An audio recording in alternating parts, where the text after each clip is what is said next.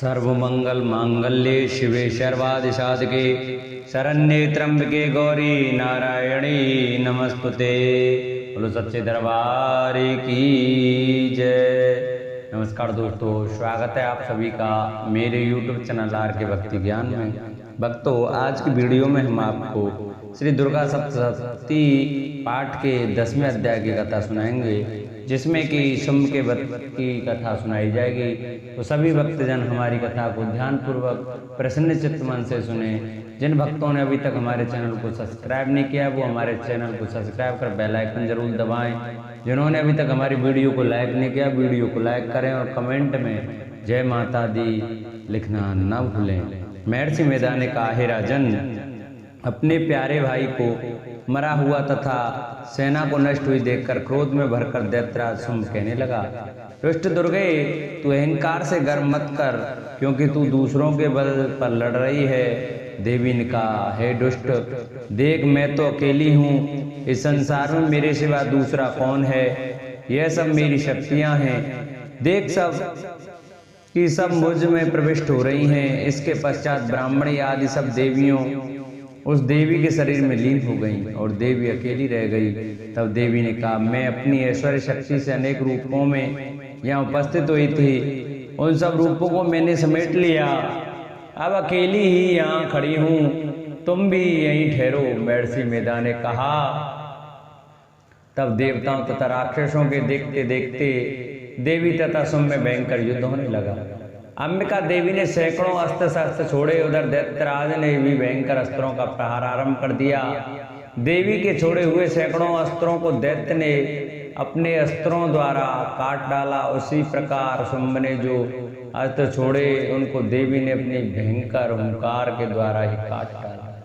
दैत्य ने जब सैकड़ों बाण छोड़कर देवी को ढक दिया तो क्रोध में भरकर देवी ने अपने बाणों से उनका धनुष नष्ट कर डाला। धनुष कट जाने पर दैत्येंद्र ने शक्ति चलाई, लेकिन देवी ने उसे भी काट कर फेंक दिया। फिर दैत्येंद्र चमकती हुई डाल लेकर देवी की ओर दौड़ा, किंतु जब वह देवी के समीप पहुंचा तो देवी ने अपने तीक्ष्ण बाणों से उसकी चमकने वाली डाल को भी काट डाला। फिर दैत्येंद्र का घोड़ा मर गया, रथ टूट गया, सारथी मारा गया। तब वह भयंकर मुद्गर लेकर देवी पर आक्रमण करने के लिए चला, किंतु देवी ने अपने तीक्ष्ण बाणों से उसके मुद्गर को भी काट दिया। इस पर दैत्य ने क्रोध में भरकर देवी की छाती में बड़े जोर से एक मुक्का मारा। दैत्य ने जब देवी को मुक्का मारा तो देवी ने भी उसकी छाती में जोर से एक थप्पड़ मारा। थप्पड़ खाकर पहले तो दैत्य पृथ्वी पर गिर पड़ा, किंतु तुरंत ही वह उठ खड़ा हुआ। फिर वे देवी को पकड़कर आकाश की ओर उछला और वहां जाकर दोनों में युद्ध होने लगा। वह युद्ध ऋषियों और देवताओं को आश्चर्य में डालने वाला था। देवी आकाश में दैत्य के साथ बहुत देर तक युद्ध करती रही। फिर देवी ने उसे आकाश में घुमाकर पृथ्वी पर गिरा दिया। दुष्टात्मा दैत्य पुनः उठकर देवी को मारने के लिए दौड़ा। तब उसको अपनी ओर आता हुआ देखकर देवी ने उसकी छाती विदीर्ण करके उसको पृथ्वी पर पटक दिया। देवी के त्रिशूल से घायल होने पर उस दैत्य के प्राण पखेरु उड़ गए और उसके मरने पर समुद्र, पर्वत और पृथ्वी सब कांपने लग गए। तदंतर उस दुष्टात्मा के मरने से संपूर्ण जगत प्रसन्न व स्वस्थ हो गया तथा आकाश निर्मल हो गया। पहले जो उत्पात सूचक मेघ और उल्कापात होते थे वे सब शांत हो गए। उसके मारे जाने पर नदियां अपने ठीक मार्ग से बहने लगी। संपूर्ण देवताओं का हृदय हर्ष से भर गया और गंधर्वियां सुंदर गान करने लगी। गंधर्व बाजे बजाने लगे और अप्सराएं नाचने लगी। पवित्र वायु बहने लगी। सूर्य की कांति स्वच्छ हो गई। यज्ञशालाओं की बुझी हुई अग्नि अपने आप प्रज्वलित हो उठी तथा चारों दिशाओं में शांति फैल गई। बोलो सच्चे दरबार की जय। जिन भक्तों को हमारी यह वीडियो अच्छी लगी हो, हमारी कथा अच्छी लगी हो, वो हमारी कथा को ज़्यादा से ज़्यादा शेयर करें। जिन्होंने अभी तक हमारे चैनल को सब्सक्राइब नहीं किया है वो हमारे चैनल को सब्सक्राइब करें, वीडियो को लाइक करें और कमेंट में जय माता दी अवश्य लिखें। बोलो सच्चे दरबार की जय।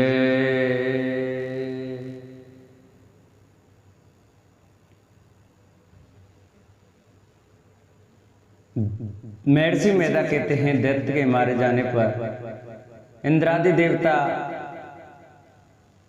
अग्नि को आगे करके कात्यायनी देवी की स्तुति करने लगे। उस समय अभिष्ट की प्राप्ति के कारण उनके मुख खिले हुए थे। देवताओं ने कहा, हे शरणागतों के दुख दूर करने वाली देवी, तुम प्रसन्न हो। हे संपूर्ण जगत की माता, तुम प्रसन्न हो।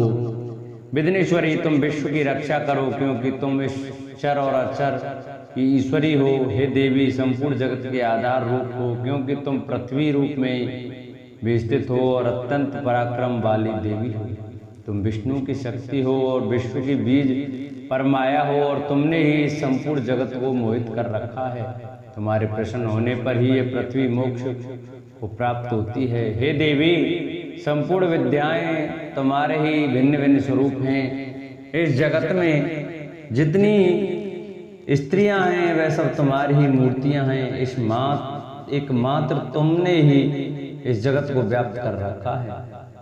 तुम्हारी स्तुति किस प्रकार हो सकती है, क्योंकि तुम परम बुद्धि रूप हो और संपूर्ण प्राण रूप स्वर्ग और मुक्ति देने वाली हो। अतः ऐसी रूप में तुम्हारी स्तुति की गई है। तुम्हारी स्तुति के लिए इससे बढ़कर और क्या युक्तियां हो सकती हैं। संपूर्ण जनों के हृदय में बुद्धि रूप होकर निवास करने वाली, स्वर्ग तथा मोक्ष प्रदान करने वाली, हे नारायणी देवी, तुमको नमस्कार है। कला काष्ठा आदि रूप से अवस्थाओं को परिवर्तन की ओर ले जाने वाली तथा प्राणियों का अंत करने वाली नारायणी, तुमको नमस्कार। हे नारायणी, संपूर्ण मंगलों के मंगल रूप वाली, हे शिवे, हे संपूर्ण प्रयोजनों को सिद्ध करने वाली, हे शरणागत वत्सला, 3 नेत्रों वाली गौरी, तुमको नमस्कार है। सृष्टि स्थित तथा सहारव की शक्तिभूता सनातनी देवी, गुणों का आधार तथा सर्व सुखमयी नारायणी, तुमको नमस्कार है। हे शरण में आए हुए शरणागत तो दीन दुखियों की रक्षा में तत्पर, संपूर्ण पीड़ाओं को हरने वाली, हे नारायणी, तुमको नमस्कार है। हे नारायणी, तुम ब्राह्मणी का रूप धारण करके हंसों से जुते हुए विमान पर बैठती हो तथा पुष्य अभिमंत्रित जल छिड़कती रहती हो, तुम्हें नमस्कार है। माहेश्वरी रूप से त्रिशूल, चंद्रमा और सर्पों को धारण करने वाली, हे महावृषभ वाहन वाली नारायणी, तुम्हें नमस्कार है। मोरों और मुकुटों से घिरी रहने वाली, महाशक्ति को धारण करने वाली, हे कौमारी रूप धारिणी निष्पाप नारायणी, तुमको नमस्कार है। हे शंख चक्र गदा फरसरांग धनुष रूप आयुधों को धारण करने वाली वैष्णवी शक्ति रूपा नारायणी, तुम हम पर प्रसन्न हो, तुम्हें नमस्कार है। हे दांतों पर पृथ्वी धारण करने वाली 12 रूपिणी कल्याणमयी नारायणी, तुम्हें नमस्कार है। हे उग्र नृसिंह रूप से दैत्यों को मारने वाली, त्रिभुवन की रक्षा में संलग्न रहने वाली नारायणी, तुम्हें नमस्कार है। हे मस्तक पर किरीट और हाथ में महावज्र धारण करने वाली, सहस्त्र नेत्रों के कारण उज्ज्वल वृत्तासुर के रूप कोई प्राण हरने वाली ऐन्द्रिय शक्ति, हे नारायणी, तुम्हें नमस्कार है। हे शिवदूती स्वरूप से दैत्यों के महामत को नष्ट करने वाली, हे घोर रूप वाली, हे महाशब्द वाली, हे नारायणी, तुम्हें नमस्कार है। ताड़ों के कारण विकराल मुख वाली, मुंडमाला से विभूषित मुंड मर्दिनी चामुंडा रूपा नारायणी, तुम्हें नमस्कार है। हे लक्ष्मी, लज्जा, महाविद्या, श्रद्धा, पुष्टि, स्वधा, ध्रुवा, महारात्रि तथा माँ विद्या रूपा नारायणी, तुमको नमस्कार है। हे मेधा सरस्वती, सर्वोत्कृष्ट ऐश्वर्य रूपिणी पार्वती, महाकाली नियंता तथा ईश्वर रूपिणी नारायणी, तुम्हें नमस्कार है। हे सर्वस्वरूप सर्वेश्वरी सर्वशक्ति युक्त देवी, हमारी वैसे रक्षा करो, तुम्हें नमस्कार है। हे कात्यायनी, तीनों नेत्रों से भूषित या तेरा सौम्य मुख सब तरह के डरों से हमारी रक्षा करे, तुम्हें नमस्कार है। हे भद्रकाली, ज्वालाओं के समान भयंकर अति उग्र एवं संपूर्ण असुरों को नष्ट करने वाला तुम्हारा त्रिशूल हमें भयों से बचावे, तुमको नमस्कार है। हे देवी, जो अपने शब्द से इस जगत को पूरित करके दैत्यों के तेज को नष्ट करता है, वह आपका घंटा इस प्रकार हमारी रक्षा करे जैसे कि माता अपने पुत्र की रक्षा करती है। हे चंड के असुरों के रक्त और चर्बी से चर्चित जो आपकी तलवार है वह हमारा मंगल करे, हम तुमको नमस्कार करते हैं। हे देवी, तुम जब प्रसन्न होती हो तो संपूर्ण रोगों को नष्ट कर देती हो, और जब रूप रुष्ट हो जाती हो तो संपूर्ण वांछित कामनाओं को नष्ट कर देती हो। और जो मनुष्य तुम्हारी शरण में आते हैं उन पर कभी विपत्ति नहीं आती, बल्कि तुम्हारी शरण में गए हुए मनुष्य दूसरों को आश्रय देने योग्य हो जाते हैं। अनेक रूपों से बहुत प्रकार की मूर्तियों को धारण करके इन धर्मद्रोही असुरों का तुमने संहार किया है। वह तुम्हारे सिवा कौन कर सकता था। चतुर्दश विद्याएं, षट शास्त्र और चारों वेद तुम्हारे ही प्रकाश से प्रकाशित हैं, उनमें तुम्हारा ही वर्णन है। और जहाँ राक्षस विषैले सर्प शत्रुगण हैं वहाँ और समुद्र के बीच में भी तुम साथ रहकर इस विश्व की रक्षा करती हो। हे विश्वेश्वरी, तुम विश्व का पालन करने वाली विश्वरूपा हो, इसलिए संपूर्ण जगत को धारण करती हो।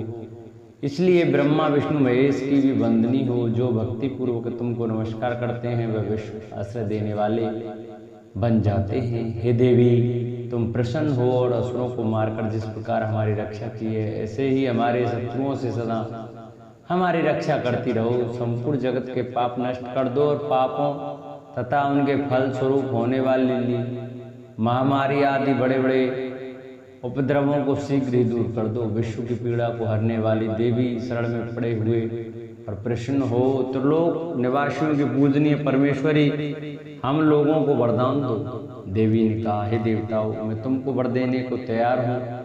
आपकी जैसी इच्छा हो वैसा वर मांग लो, मैं तुमको दूंगी। देवताओं ने कहा, हे सर्वेश्वरी, त्रिलोकी के निवासियों की समस्त पीड़ाओं को तुम इसी प्रकार हरती रहो और हमारे शत्रुओं को इसी प्रकार नष्ट करती रहो।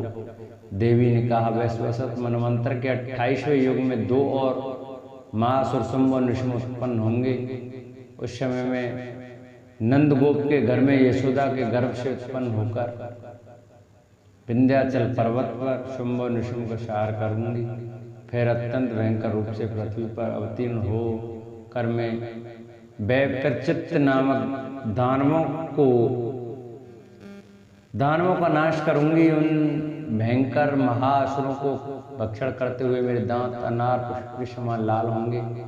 इसके पश्चात स्वर्ग में देवता और पृथ्वी पर मनुष्य मेरी स्तुति करते हुए मुझे रक्तदंत का कहेंगे। फिर जब 100 वर्ष तक वर्षा न होगी तो मैं ऋषियों के स्तुति करने पर अयोनिज नाम से प्रकट होंगी और अपने 100 नेत्रों से ऋषियों को देखूंगी।